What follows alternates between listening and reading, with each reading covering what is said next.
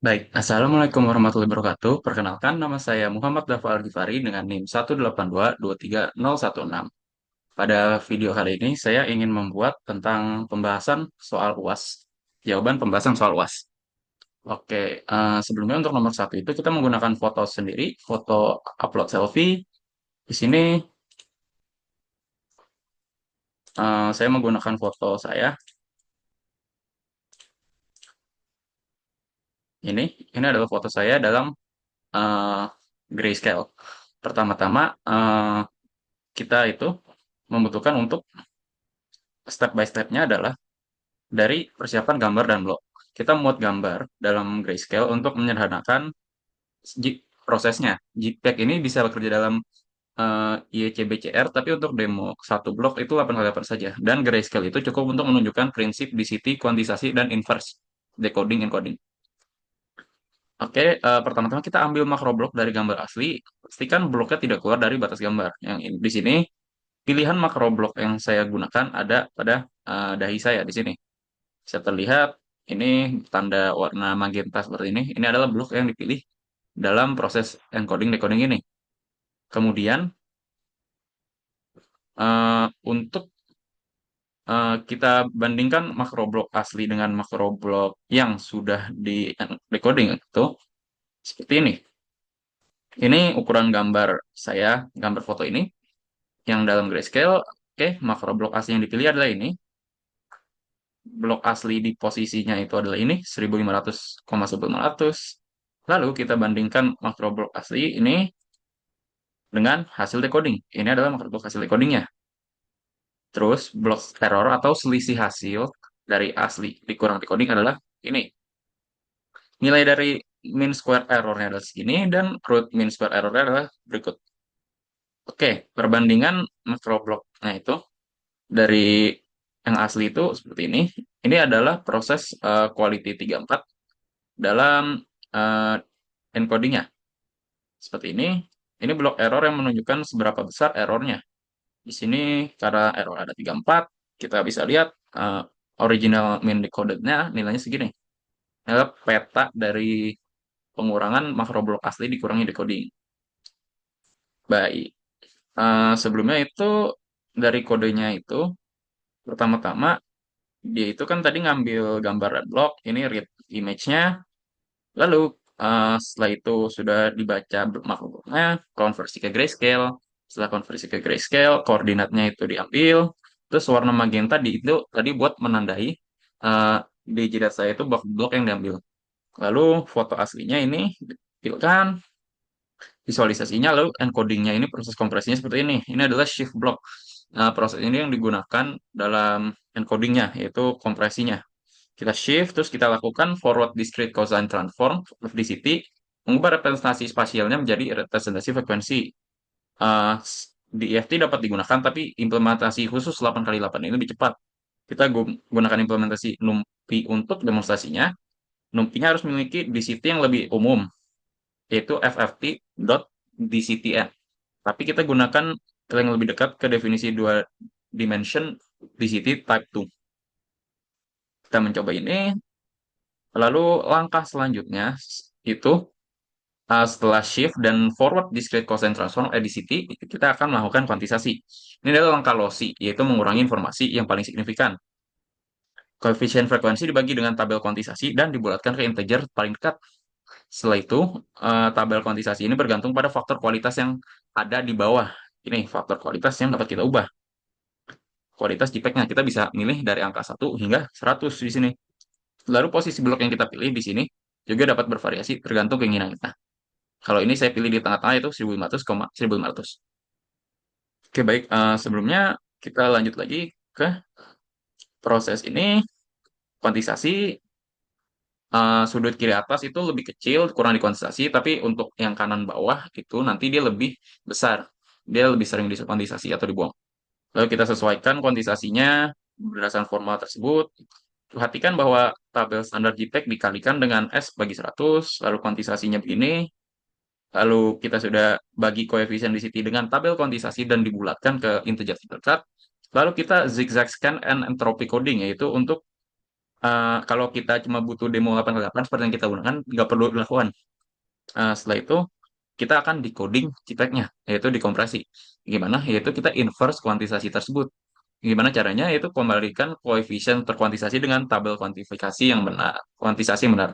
Mengembalikan perkiraan nilai koefisien density asli, selisih, masih ada kerugian informasi dari pembulatan saat kuantisasinya.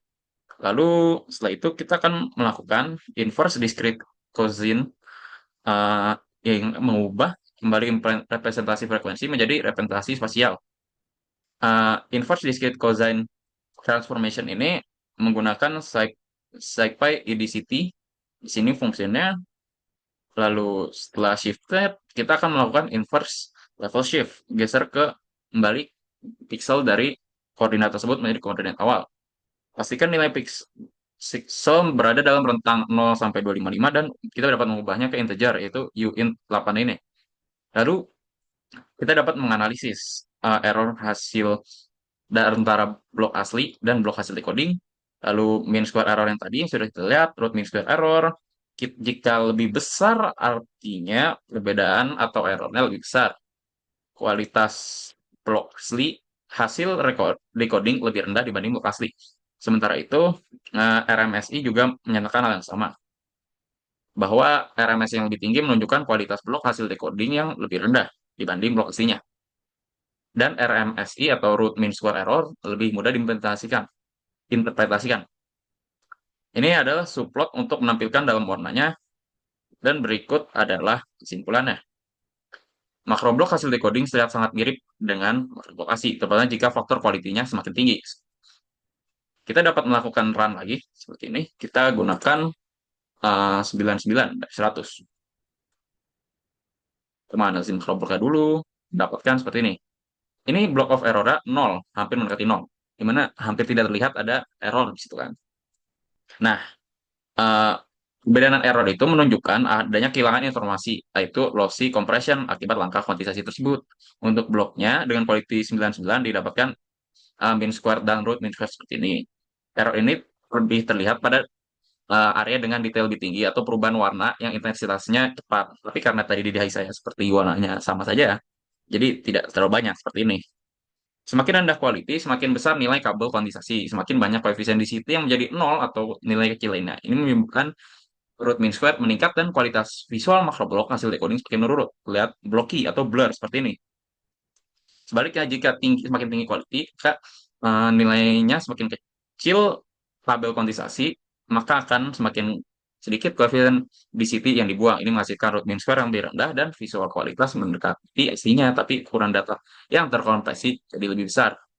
Secara visual, error blok ini menunjukkan di mana perbedaan terbesar terjadi, biasanya di tepi objek atau pada data halus. Oke,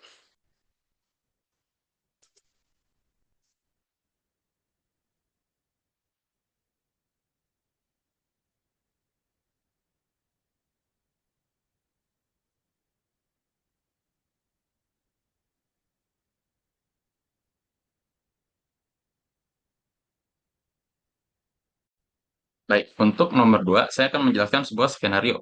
Eh, Pertama, itu skenario saya membuka aplikasi YouTube untuk menonton live stream Windah Basudara. Dia sedang bermain sebuah game dengan kamera fisik yang menampilkan reaksinya secara langsung, dan di pojok layar tersebut juga ada overlay yang menampilkan live chat dari penonton misalnya. Ini adalah alur dari live stream Windah Basudara. Pertama itu komposisi gambarnya. Awalnya gambar disiarkan melalui oleh PC Windows. Ini gabungan dari sumber yang berjalan serentak. Pertama ada tampilan utama, itu rekaman overlay untuk chat, habis itu ada uh, kamera, dan perangkat lunak OBS streaming itu bertugas untuk menyatukan semua elemen ini menjadi satu video yang utuh. Lalu ada kompresi video atau encoding.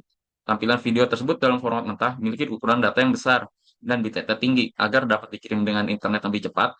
Ukurannya harus lebih kecil secara drastis. Istilah proses encoding atau kompresi terjadi secara real time dalam OBS. Pengiriman ke server YouTube atau ingestion. Setelah dirampingkan, aliran data video ini dikirimkan melalui PC Windows menuju server penerima milik YouTube. Proses ini dikenal sebagai ingest menggunakan protokol seperti RMTP atau Real Time Messaging Protocol. Kemudian ada pemrosesan dan distribusi oleh YouTube, distribusinya di YouTube. video tidak langsung disebarkan, tapi server akan melakukan transcoding, itu membuat beberapa salinan siaran dengan kualitas yang berbeda-beda, misalnya 1080p, 720p, dan lain-lain. Tujuannya adalah untuk semua penonton dengan kecepatan internet yang beragam tetap dapat menikmati siaran. Semua versi kualitas ini kemudian didistribusikan ke jaringan yang lebih global, yaitu CDN atau Content Delivery Network, yang menempatkan salinannya di lokasi yang dekat dengan penonton. Misalnya, kalau kita di server yang dekat Indonesia lah, biar lebih cepat memprosesnya. Penerimaan data oleh perangkat kita. Di sisi saya sebagai penonton, aplikasi atau browser ini akan terhubung ke server CDN yang terdekat, yang habis itu perangkat saya mulai menerima aliran data dari video yang sudah terkompresi tadi. Itu rekonstruksi gambar di layar saya, ada decoding. Data yang terima masih dalam bentuk terkompresi. Tugasnya ada pada perangkat saya, yaitu melakukan proses decode atau membongkar yang lainnya menjadi bentuk gambar yang utuh, frame demi frame, dengan sangat cepat, sehingga saya bisa menyaksikan aksi dari Windows tadi di layar saya seolah-olah tanpa jeda. Tapi sebenarnya masih ada jeda. Perbedaan untuk menjawab soal nomor dua, ada perbedaan sinyal video analog dan digital. Sinyal analog itu adalah gelombang kontinu dengan rentan terhadap gangguan. Sinyal ini tidak relevan dalam skenario streaming modern. Ya, sinyal digital ini merepresentasikan informasi dalam bentuk angka diskit 0 atau 1, dan seluruh kerja alur streaming Windows tadi itu adalah born digitally atau digital dari awal hingga akhir. Kamera yang merekamnya, tangkapan layar, aplikasi OBS, berhasilkan data digital yang bersih, presisi, dan mudah dikompresi. Lalu soal nomor dua, peran video encoder seperti H264 dan cara kerjanya seperti apa? Video mentah dari Windows tadi, gabungan 1080p, 60 fps, kamera, dan overlay, memiliki bitrate yang sangat tinggi, bisa melebihi 1 gigabit per second, yang terlalu besar untuk koneksi internet manapun. Di sini peran video encoder H264 dalam aplikasi OBS menjadi krusial.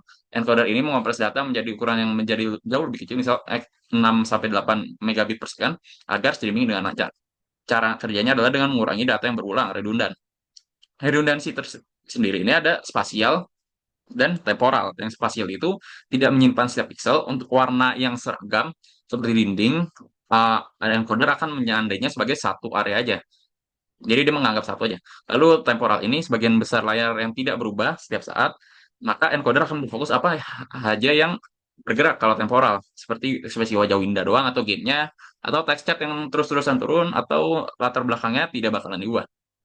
Terus perbedaan open loop dan closed loop video edit encoding itu apa sih? Open loop itu mengkompres video secara langsung dan memiliki hasilnya proses cepat tapi kualitasnya tidak dijamin. Closed loop, aplikasi seperti OBS pasti menggunakan closed loop karena decoder internalnya akan langsung memeriksa hasil kompresi. Hasil kompresi tidak sempurna, inilah yang digunakan sebagai referensi untuk mengkompres frame berikutnya. Ini mencegah penumpukan error visual dan memastikan kualitas gambar yang diterima lebih jernih. Kerat, penggunaan redundansi temporal untuk kompresi. Redundansi temporal ada konsep kunci dalam efisiensi streaming. Frame satu, misalnya, menampilkan layar lengkap, gambar lengkap dari game, wajah window, dan chat overlay. Lalu frame kedua, yaitu satu detik kemudian misalnya, latar belakang game dan kamar window masih 90% sama, perubahannya hanya ada pada text chat yang terusan bergulir dan wajahnya misalnya, atau karakternya yang bergerak. Encoder memanfaatkan ini untuk mengirimkan data yang sangat kecil berisi instruksi seperti gunakan frame satu sebagai detik dasarnya, lalu ganti area wajah dan chat saja dengan blok pixel baru. Habis itu proses ini akan lebih efisien daripada mengirim seluruh gambar sedetik. Structure Group of Picture atau GOP adalah sekelompok frame yang menjadi fondasi kompresi temporal. Iframe atau intercoded artinya adalah gambar penuh atau keyframe. Iframe merupakan gambar lengkap dari stream pada satu titik waktu dan ukurannya paling besar. Keyframe atau predicted frame adanya menyimpan perubahan dari frame sebelumnya I atau P, ukurannya jauh lebih kecil dibandingkan iframe. Dan B-frame atau bidirectional adalah frame yang paling efisien karena hanya menyimpan perubahan dengan melihat frame sebelum dan sesudahnya, ukurannya paling kecil.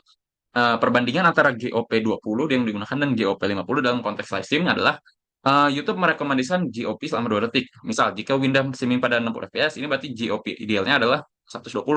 Berikut analisis perbandingannya, yaitu dengan GOP20, strukturnya kita iframe setiap muncul setiap 20 frame sekitar 0,33 detik dalam 60 fps. Ukuran file bitrate lebih tinggi karena iframe-nya berukuran lebih besar, sering muncul, latensi rendah. Saat saya bergabung ke live stream, saya tidak perlu menunggu lama untuk menemukan iframe dan memulai pemutaran. Pemulihan errornya cepat karena jika koneksi tersebut putus, video akan pulih dengan cepat karena iframe berikutnya akan segera datang untuk reset gambarnya. Adaptif bitrate-nya lancar, memungkinkan YouTube mengubah kualitas video misal dari 1080p ke 720p dengan lebih mulus dan jeda yang lebih lama, tanpa jeda yang lebih lama.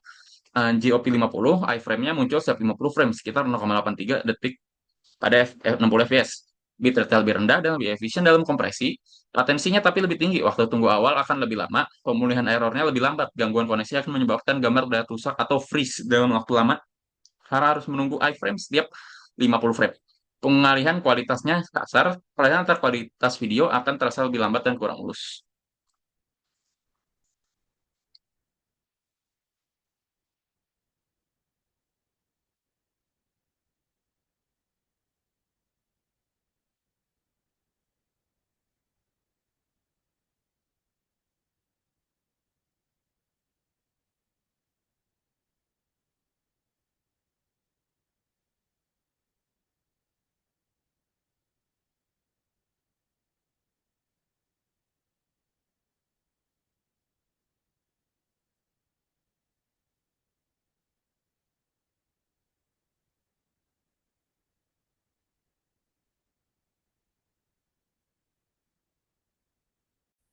Baik, untuk pembahasan nomor 3, saya menggunakan audio wave file Clear the Loon seperti ini.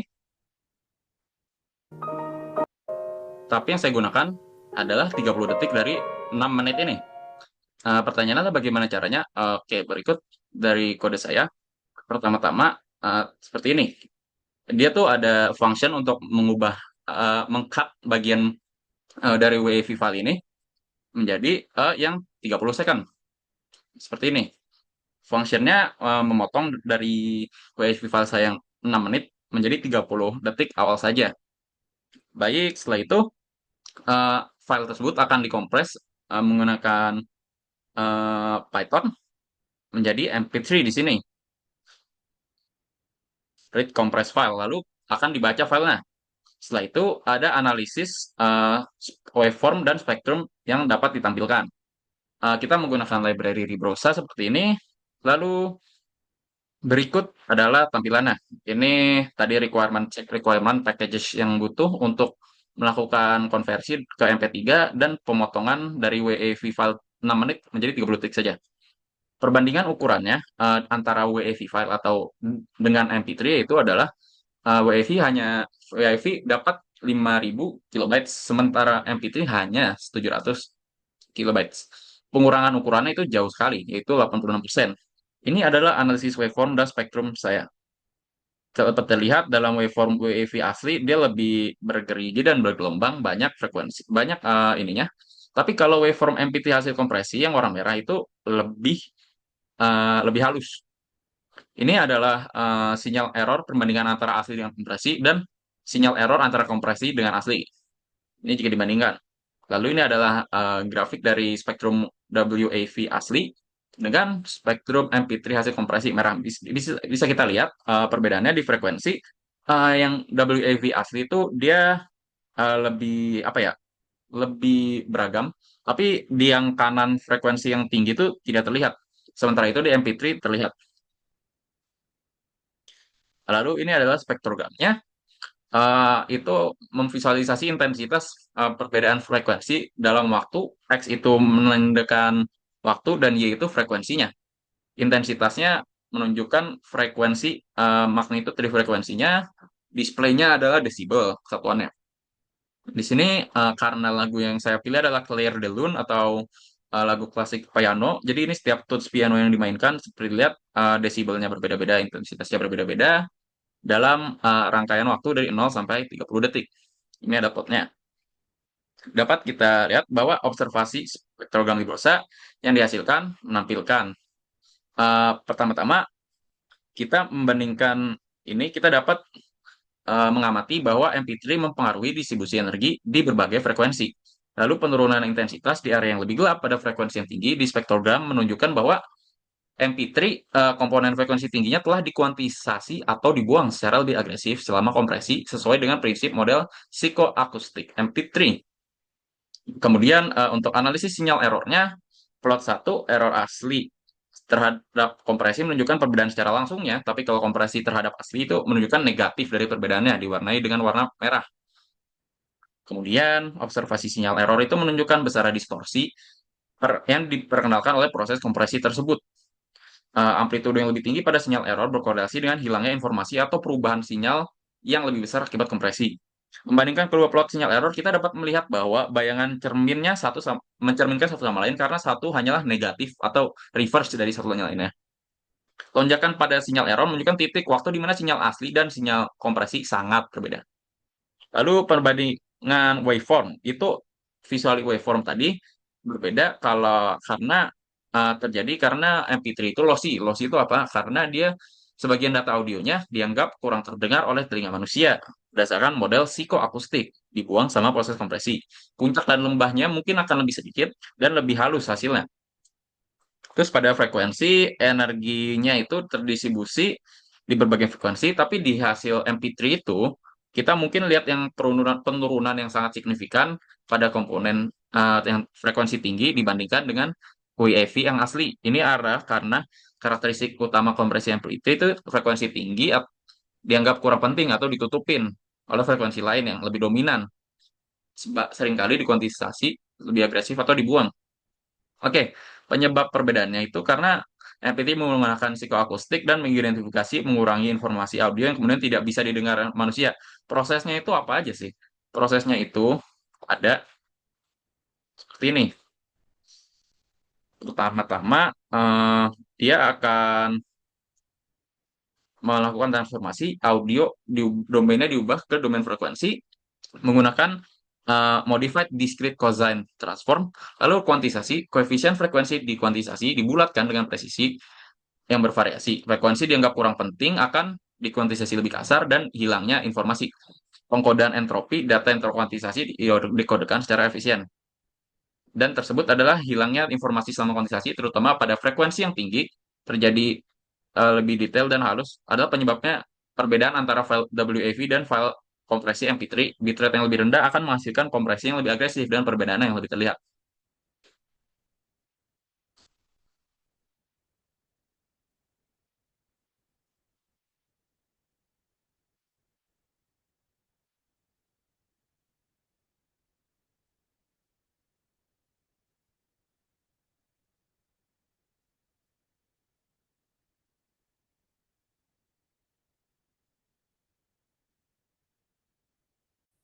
Baik, untuk pembahasan nomor 4 di sini, kita menggunakan sampling rate 48.000, durasinya adalah 3 detik dengan frekuensi 440 Hz, amplitudonya 0,6 supaya mengubah terjadinya clipping.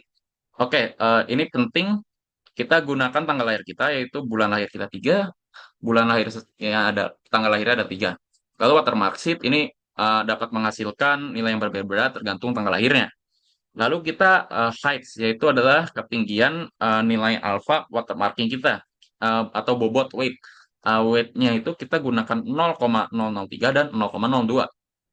Lalu proses kedua itu kita membuat sinyal dan watermark. Kita membuat sinyal audio asli, host sinyal di sini dengan waktu 0 hingga 3 detik. Kita membuat sinyal sinusoidal murni dengan frekuensi 440 Hz. Kemudian kita melakukan proses penyisipan watermark. Penyisipan watermark itu gimana caranya? Dengan sinyal watermark sama dengan sinyal asli tambah bobot dikali sequence watermarknya berapa. Terus grafik sebelum dan sesudah watermark itu seperti apa sih? Di sini adalah grafik sebelum dan sesudah watermark. Perbandingan sinyal asli dengan sinyal watermark, zoom in pada 500 sampel pertama dengan waktu dari 0 sampai 0,010 detik. Yang pertama ini adalah sinyal asli tanpa watermarking. Yang kedua yang warna merah ini adalah sinyal dengan watermark, bobotnya 0,003. Lalu yang terakhir, yang hijau ini seperti lihat banyak terdistorsi, itu sinyal dengan watermark. Dengan weight bobotnya itu 0,02. Kita mainkan suara sebelum dan sesudah watermarking. Oke, pertama ini adalah sinyal murni 440 Hz. Terdengar nadanya. Kemudian ini adalah sinyal yang telah di watermark dengan bobot 0,003. Pasti ada noise di belakang, back noise.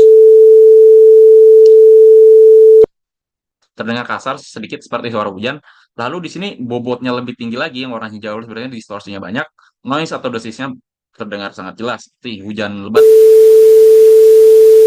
hujan deras. Ya, seperti itulah. Oke, kemudian Efek hasil deteksi untuk variasi bobotnya. Oke, ini adalah efek yang saya akan jelaskan. Pertama-tama, hasil deteksi nilai koefisien korelasinya seperti ini. Sinyal asli dengan kunci atau key yang benar adalah seperti itu. Lalu watermarknya nilai segitu dengan kunci yang benar, dan nilai watermark tapi kuncinya salah.